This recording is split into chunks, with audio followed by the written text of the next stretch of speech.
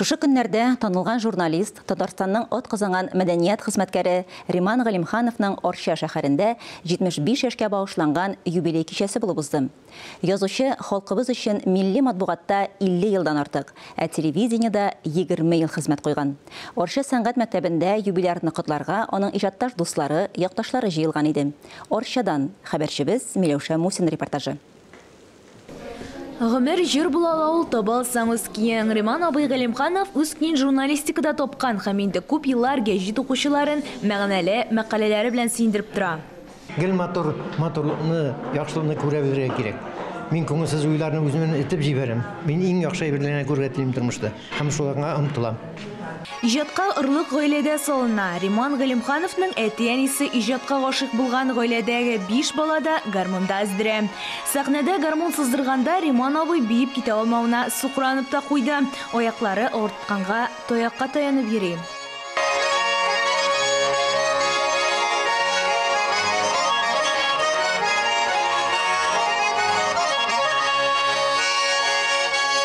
Дәүләт телевидениесында эшләгәндә Риман әфәнденең күп кенә милли тапшырулары дөнья күргән.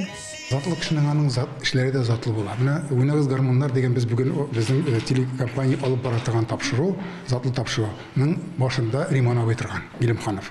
Нәкъ ул башлап җибәргән. Димәк ул тыймлаган татар халкының гармун нәрсә икәнлеген. Гармун бөтен татар халкының җаны, күңеле ул.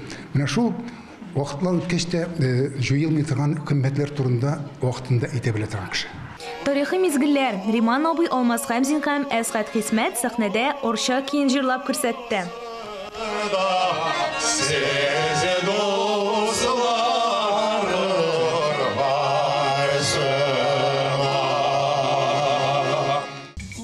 Алмаз абый Хәмзинне беренче тапкыр сәхнәгә чыгаручы да Риман Галимханов икән. Аларның ныклы дуслыгы күпләргә үрнәк булып тора.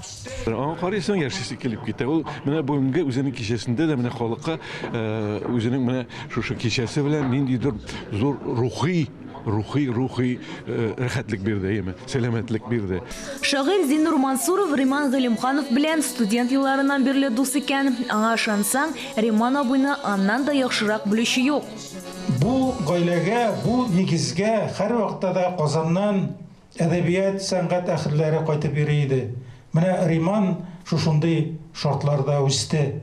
Мондый җылы кичәләргә тамашачылар сусаганы күренеп тора, әмма Риман абыйның башта юбилейын уздырасы килмәгән булган икән.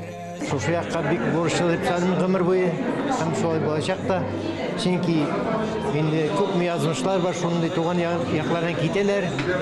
Ул бер тормыш дигән зур өлкәдә бер сәяхәт кирәк дип кабул итәм, яны читкә китүне. Бары кеше үз ягына кайта һәм кайтырга тиеш тә.